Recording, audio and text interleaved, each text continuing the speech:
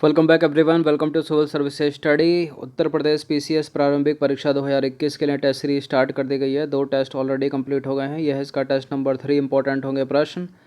तो चलिए स्टार्ट करते हैं। यूपीएससी सिविल सेवा और बीपीएससी प्रीलिम्स जिसका 27 दिसंबर को एग्ज़ाम होने वाला प्रारंभिक परीक्षा, उसकी टेस्ट सीरीज चल रही है। प्लेलिस्ट बना रखी है, आप उसका लाभ उठा सकते हो हर दिन। तो प्रश्न क्रमांक संख्या 1 पर आ जाइए। दिए गए विकल्पों में विषम को चुनिए। विषम ऑड छाटी है इसमें से। ऑड कौन है इसमें? ऑस्ट्रिच, चमगादड़, डॉल्फिन, डुगोंग। ये दोनों तो पानी में पाए जाते हैं, ये हवा में उड़ता है। और ये क्या है? ऑस्ट्रिच, ज़मीन पर चलता है। दूसरी तरफ से सोचिए, ये डुगोंग ये है स्तनधारी मैमल है। डॉल्फिन मैमल है यहाँ पर, और ये चमगादड़ भी मैमल है, ये बच्चे देते हैं। और ये ऑस्ट्रिच जो है इस पृथ्वी पर ना उड़ने वाला सबसे बड़ा जीवित पक्षी है और अंडे देता है। ये अंडे देता है। तो यहाँ जो ऑड हो गया वो हो गया ऑप्शन नंबर ए ऑस्ट्रिच। और इसका जो अंडा है वो दूसरे पक्षियों की तुलना में सबसे बड़ा अंडा है ऑस्ट्रिच का। इसको शतुरमुर्ग भी बोलते हैं।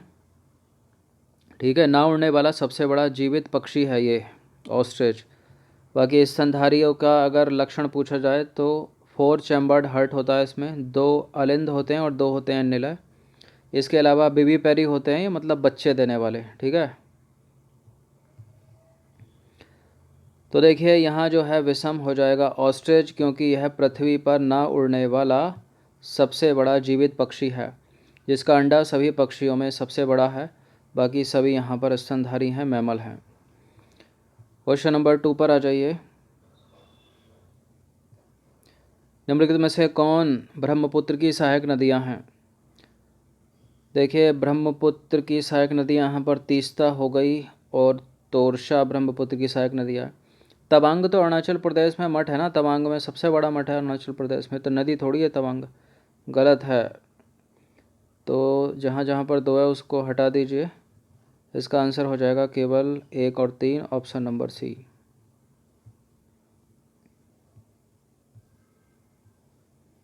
तो देखिए तवांग जो है अरुणाचल प्रदेश प्रांत का एक शहर है, जो तवांग जिले का मुख्यालय भी है। तवांग अरुणाचल प्रदेश की उत्तर पश्चिम दिशा में स्थित है। यहाँ एक बौद्ध मठ स्थित है, इसे तवांग मठ के नाम से जाना जाता है। ये भारत का सबसे बड़ा बौद्ध मठ है। तवांग के उत्तर पूर्व दिशा में है, क्या है? तिब्बत। तवांग के उत्तर पूर्व दिशा में तिब्बत है और तवांग के दक्षिण पश्चिम में है भूटान, और इसके पश्चिम में है कमेंग। तवांग जो है हिमालय की तराई में समुद्र तल से 3500 मीटर ऊंचाई पर स्थित है। बाकी ब्रह्मपुत्र की ट्रिब्यूटरी इंपॉर्टेंट एग्जाम में पूछ ली जाती हैं। धनश्री, कामेंग, लोहित, सुबनश्री, जिया भराली, ये सब की सब जो हैं ब्रह्मपुत्र की सहायक नदियां हैं और इम्पोर्टेंट हैं। नेक्स्ट क्वेश्चन पर आ जाइए। यह नदी भारत के केरल राज्य की सबसे लंबी और सबसे बड़ी नदी है। यह तमिलनाडु राज्य में पश्चिमी घाट की ऊंचाइयों में आरंभ होती है और डैश में जल विद्युत का सबसे बड़ा स्रोत है। डैश का मतलब क्या है यहाँ पर? दिमाग दौड़ाइए। केरल में। अब देखिए इदुक्की बांध इसी नदी पर बना हुआ है और राज्य के कई मुख्य नगरों में जल जो है इसी नदी से प्राप्त होता है। अब चूँकि पता चल गया कि ये नदी केरल की है तो मानस को तो एलिमिनेट कर दीजिए। मानस कहाँ पर है? सभी को पाई जाती है।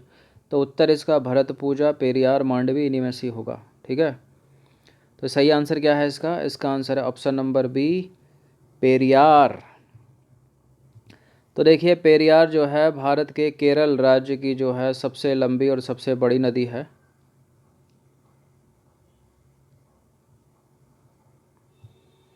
पेरियार केरल राज्य की सबसे बड़ी और लंबी नदी है। ये तमिलनाडु राज्य में पश्चिमी घाट की ऊंचाइयों में आरंभ होती है। केरल में जल विद्युत का सबसे बड़ा स्रोत जो है इदुक्की बांध इसी नदी पर बना हुआ है, इसी किसी पेरियार पर। राज्य के कई मुख्य नगरों में जल जो है इसी नदी से प्राप्त होता है। इसकी लंबाई 244 किलोमीटर है, पेरियार। क्वेश्चन नंबर 4 पर आ जाइए। निम्न कथनों पर विचार कीजिए और कूट की सहायता से सही उत्तर का चयन करना है आपको। कथन कुछ कह रहा है। कथन ए कह रहा है सर्वोच्च न्यायालय को अपनी अवमानना के लिए दंड देने की शक्ति प्राप्त है। और इसका कारण क्या है? सर्वोच्च न्यायालय का अनुच्छेद 129 सर्वोच्च न्यायालय को अभिलेख न्यायालय की शक्ति प्रदान करता है। बिल्कुल, भारत का सर्वोच्च न्यायालय अनुच्छेद 129 के तहत एक अभिलेख न्यायालय है। इसका अर्थ है यदि कोई उसकी अवमानना करेगा तो उसको दंड देने की शक्ति प्राप्त है। दंड कुछ भी हो सकता है, 2 साल का जुर्माना भी हो सकता है, 6 महीने की सज़ा भी हो सकती है, 2000 रुपये का जुर्माना भी हो सकता है।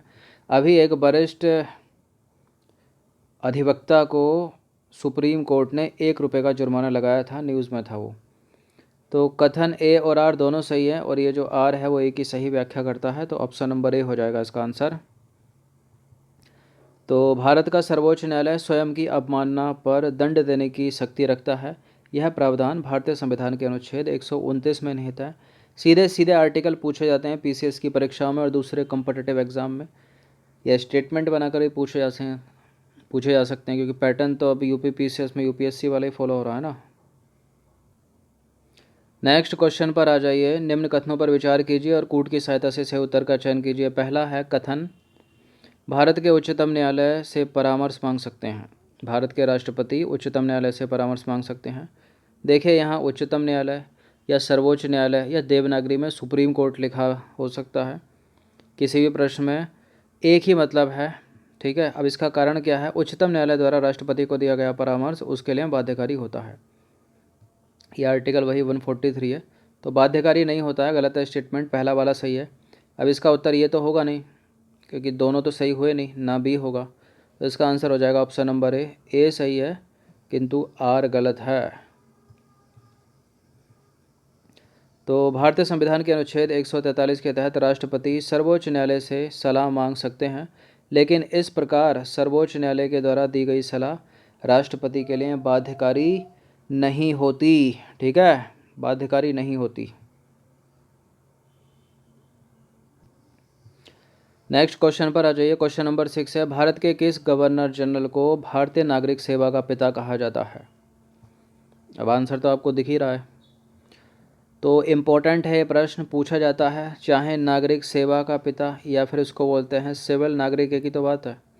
और भारतीय पुलिस सेवा और जमींदारी व्यवस्था का जनक भी लॉर्ड कॉर्नवालिस को ही कहा जाता है, ठीक है।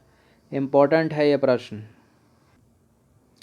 नेक्स्ट क्वेश्चन पर आ जाइए। तदर्थ न्यायाधीशों की नियुक्ति किसके द्वारा की जाती है? इम्पोर्टेंट है, तदर्थ न्यायाधीश और कार्यकारी न्यायाधीश दोनों पूछ लेता है और विद्यार्थी कंफ्यूज हो जाते हैं। देखिए जो तदर्थ न्यायाधीश की नियुक्ति है वो भारत के सर्वोच्च न्यायालय के मुख्य न्यायाधीश के द्वारा की जाती है और कार्यकारी न्यायाधीश की नियुक्ति भारत के राष्ट्रपति के द्वारा। अब राष्ट्रपति के द्वारा तदर्थ न्यायाधीशों की नियुक्ति तो की नहीं जाती, एलिमिनेट कर दीजिए। तो भारत के मुख्य न्यायाधीश के द्वारा की जाती है, लेकिन यहाँ तीनों में मुख्य न्यायाधीश है। अब मुख्य न्यायाधीश तदर्थ न्यायाधीशों की नियुक्ति करेंगे तो अन्य न्यायाधीशों से सलाह लेंगे या फिर भारत के राष्ट्रपति से सलाह लेंगे या किसी की सलाह नहीं लेंगे? बताइए। देखिए सलाह तो लेनी पड़ेगी, बी को एलिमिनेट कर दीजिए। अन्य न्यायाधीशों की सलाह नहीं लेते, ये लेते हैं भारत के राष्ट्रपति की सलाह पर। तो तदर्थ न्यायाधीशों की नियुक्ति कौन करता है? अनुच्छेद 127 में है इसका प्रावधान, राष्ट्रपति की सलाह पर भारत के मुख्य न्यायाधीश। ऑप्शन नंबर सी है इसका आंसर।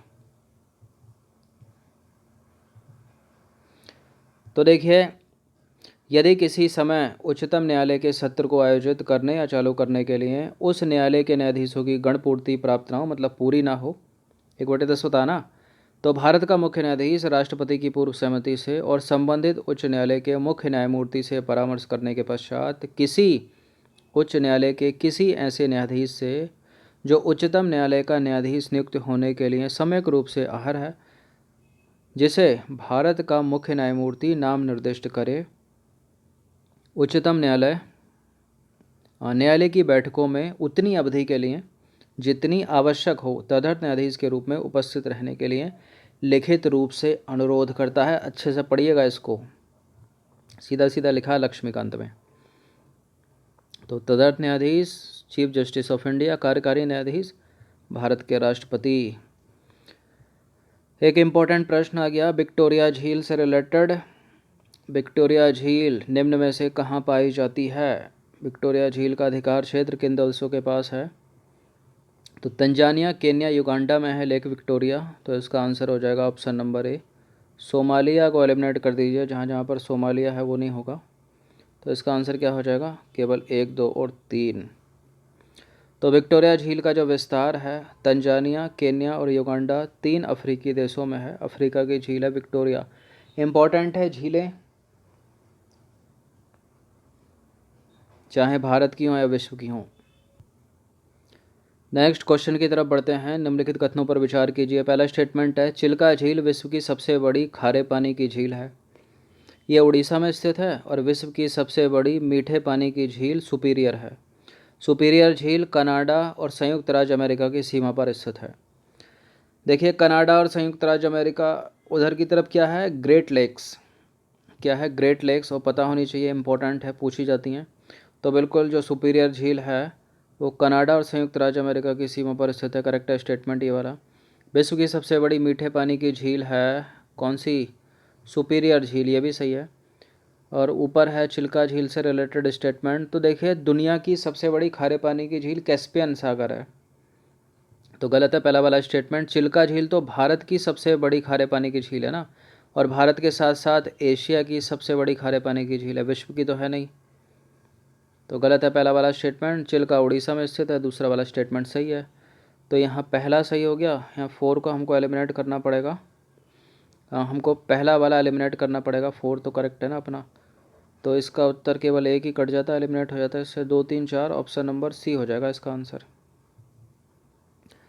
तो देखिए, चिल्का जो है भारत और एशिया की सबसे बड़ी खारे पानी की झील है, ना कि विश्व की। विश्व की खारे पानी की झील कौन सी है? कैस्पियन सागर है। क्वेश्चन नंबर 10 पर आ जाइए। जितने लोग उतने प्रेम के लिए लीलाधर जगुड़ी को कौन सा व्यास सम्मान दिया गया? देखिए, जितने लोग उतने प्रेम के लिए लीलाधर जगुड़ी को जो व्यास सम्मान दिया गया है वो 28वां व्यास सम्मान दिया गया है। ठीक है, इनके बाद भी मिल गया है 29वां व्यास सम्मान। वो मिला है नासिरा शर्मा को कागज की नाव के लिए। ठीक है, कागज की नाव के लिए नासिरा शर्मा को, कागज की नाव के लिए नासिरा शर्मा को 29वां व्यास सम्मान दिया गया है। तो 28वां व्यास सम्मान हिंदी के प्रसिद्ध लेखक लीलाधर जगुड़ी को दिया गया। और व्यास सम्मान जो है केवल हिंदी भाषा या कविता क्षेत्र में दिया जाता है। इम्पोर्टेंट है, केवल। अगर कोई स्टेटमेंट पूछा जाए कि केवल हिंदी भाषा के लिए दिया जाता है व्यास सम्मान, तो करेक्ट होगा वो स्टेटमेंट।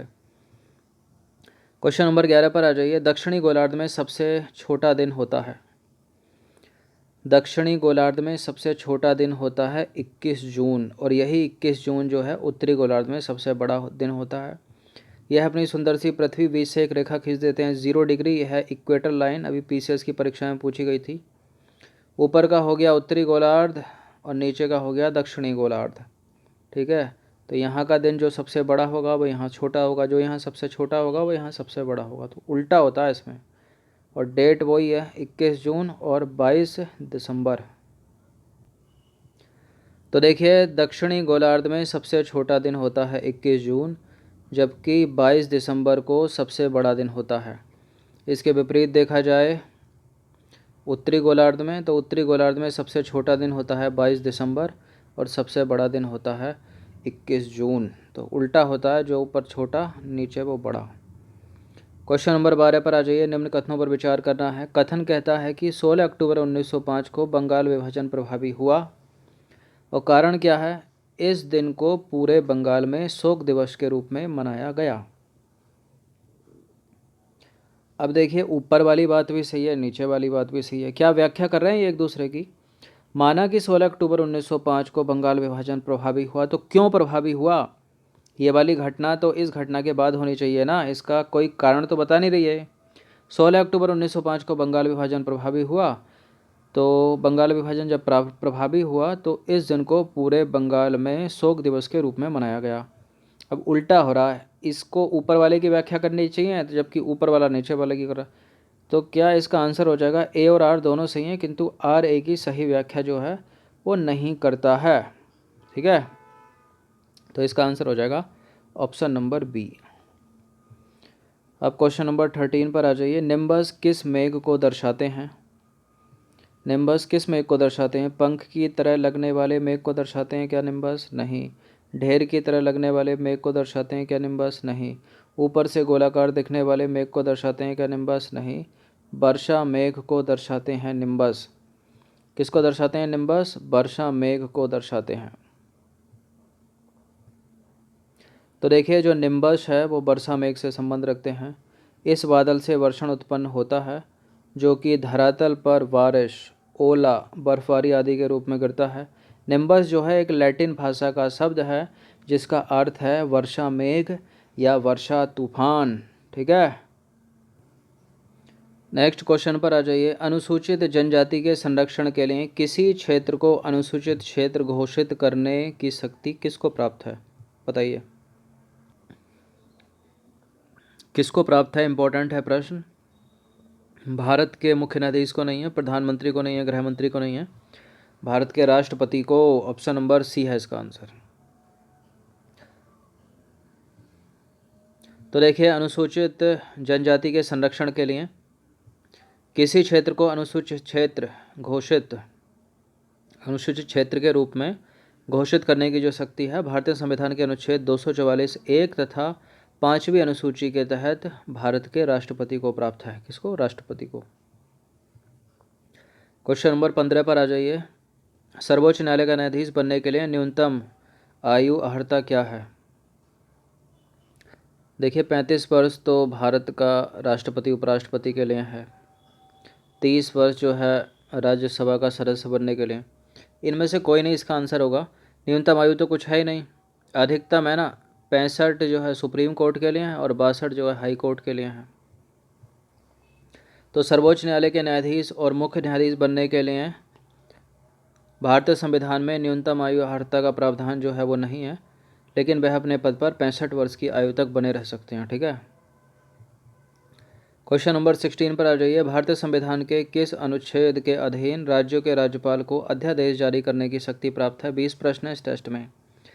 राज्य का राज्यपाल अध्यादेश जारी कर सकता है भारतीय संविधान के किस अनुच्छेद के तहत? अनुच्छेद 213 के तहत। यही शक्ति भारत के राष्ट्रपति को ही प्राप्त है, वो है अनुच्छेद 123 के तहत। 123 के तहत। तो संविधान के अनुच्छेद 213 में विधानमंडल के शांतिकाल में राज्य का राज्यपाल अध्यादेश जारी कर सकता है और अनुच्छेद 123 में संसद के शांतिकाल में जो है राष्ट्रपति को अध्यादेश जारी करने की शक्ति प्राप्त है। तो जब संसद का शांतिकाल होगा तो राष्ट्रपति अध्यादेश जारी करेंगे, अनुच्छेद 123 है। जब विधानमंडल का राज्य के विधानमंडल का शांतिकाल होगा तो राज्य के राज्यपाल अध्यादेश जारी करेंगे, वो अनुच्छेद 213 है। ठीक है, अगला प्रश्न है क्वेश्चन नंबर 17 है। निम्नलिखित में से कौन सी पुस्तक सरोजिनी नायडू द्वारा नहीं लिखी गई है? The broken wing, the golden threshold, the word of time, the golden word. बताइए इनमें से कौन सी पुस्तक है जो सरोजिनी नायडू ने नहीं लिखी है? द गोल्डन थ्रेशोल्ड तो है, लिखी है इन्होंने। द ब्रोकन विंग भी लिखी है, द वर्ड ऑफ टाइम भी लिखी है, लेकिन द गोल्डन वर्ड नहीं लिखी। ऑप्शन नंबर डी इसका उत्तर हो जाएगा अपना। तो देखिए सरोजिनी नायडू ने राष्ट्रीय आंदोलन में सक्रिय भूमिका निभाई। वे भारतीय राष्ट्रीय कांग्रेस से जुड़ी रही तथा 1925 के कांग्रेस के कानपुर अधिवेशन की अध्यक्षता की थी उन्होंने। इससे पहले 1917 के कलकत्ता अधिवेशन में एनी बेसेंट ने कर दी थी। सरोजिनी नायडू कांग्रेस अधिवेशन की अध्यक्षता करने वाली प्रथम भारतीय महिला थी, एनी बेसेंट नहीं थी, इसलिए इन्हीं को याद रखना है आपको। पहली महिला पूछी जाए तो 1917 कलकत्ता अधिवेशन एनी बेसेंट, और पहली भारतीय महिला पूछी जाए तो 1925 कांग्रेस का कानपुर अधिवेशन सरोजिनी नायडू। इन्होंने the broken wing, the golden threshold, the word of time नामक पुस्तक लिखी हैं। क्वेश्चन नंबर 18 पर आ जाइए। इनमें से किस सिख गुरु ने आदि ग्रंथ का संकलन किया? गुरु अंगद देव, गुरु नानक देव, गुरु अर्जुन देव, गुरु गोविंद सिंह। आदि ग्रंथ का संकलन किया है गुरु अर्जुन देव ने। ऑप्शन नंबर सी है इसका आंसर। गुरु गोविंद सिखों के 10वें गुरु थे, इनको लगाकर गलत मत कर देना। खालसा अगर आए तो गुरु गोविंद सिंह। तो देखिए गुरु ग्रंथ साहेब अथवा आदि ग्रंथ, गुरु ग्रंथ साहिब अथवा आदि ग्रंथ का संकलन सिखों के पांचवें गुरु का नाम गुरु अर्जुन देव। 1 से 10 तक याद रहनी चाहिए आपको। गुरु अर्जुन देव ने अमृतसर में हरमंदर साहिब की नींव रखवाई तथा कालांतर में रणजीत सिंह द्वारा हरमंदर साहब में स्वर्ण जुड़वाने के बाद अंग्रेजों द्वारा इसे स्वर्ण मंदिर मतलब गोल्डन टेम्पल नाम दिया गया। विद्रोही खुसरो का समर्थन करने के कारण 1606 में मुगल बादशाह जहांगीर ने राजद्रोह का आरोप लगाकर गुरु अर्जुन देव को मृत्यु दंड दे दिया। क्वेश्चन नंबर 19 पर आ जाइए। तुलुब राजवंश की स्थापना किसने की थी? तुलुब राजवंश की स्थापना की थी, पहले एलिमिनेट करते हैं, नागभट्ट द्वितीय को हटा देते हैं, नागभट्ट प्रथम को हटाते हैं। तो की थी किसने? वीर नरसिंह ने की थी तुलुब राजवंश की स्थापना। ऑप्शन नंबर ए हो जाएगा इसका आंसर। तो देखिए, तुलुब राजवंश की स्थापना 1505 में वीर नरसिंह तुलुब द्वारा की गई थी। किसके द्वारा? वीर नरसिंह तुलुब के द्वारा। वीर नरसिंह तुलुब ने 1509 तक विजयनगर पर शासन किया। उसके पश्चात उसका भाई कृष्णदेव राय सिंहासन पर विराजमान हुआ। कृष्णदेव राय के समय विजयनगर साम्राज्य ऐश्वर्य और शक्ति की चरम सीमा पर पहुंच गया। तो कृष्णदेव राय जो है वीर नरसिंह का भाई था। किसका भाई था? वीर नरसिंह तुलुब का भाई था। और वीर नरसिंह तुलुब ने स्थापना की थी किसकी? तुलुब राजवंश की। अब देखिए, कृष्णदेव राय ने नागल्लपुर नामक एक नया नगर बसाया और अमुक्त माल्याद नामक ग्रंथ की रचना की। मोस्ट इंपॉर्टेंट है, कॉम्पिटिटिव एग्जाम में बहुत पूछते हैं। अमुक्त माल्याद का रचनाकार कौन? तो कृष्णदेव राय है। मुगल सम्राट बाबर ने भी कृष्णदेव राय के बारे में कहा है। किस में कहा है? अपनी आत्मकथा में कहा है कि कृष्णदेव राय भारत का सर्वाधिक शक्तिशाली शासक है। ठीक है, कृष्णदेव राय को भारत का सबसे शक्तिशाली शासक बताया है मुगल सम्राट बाबर ने अपनी आत्मकथा में। क्वेश्चन नंबर 20 पर आ जाइए। पहली बार भारत पर आक्रमण करने वाला मुस्लिम कौन था? पहली बार भारत पर आक्रमण करने वाला मुस्लिम मोहम्मद बिन कासिम था। कौन था? मोहम्मद बिन कासिम। ऑप्शन नंबर ए है इसका आंसर।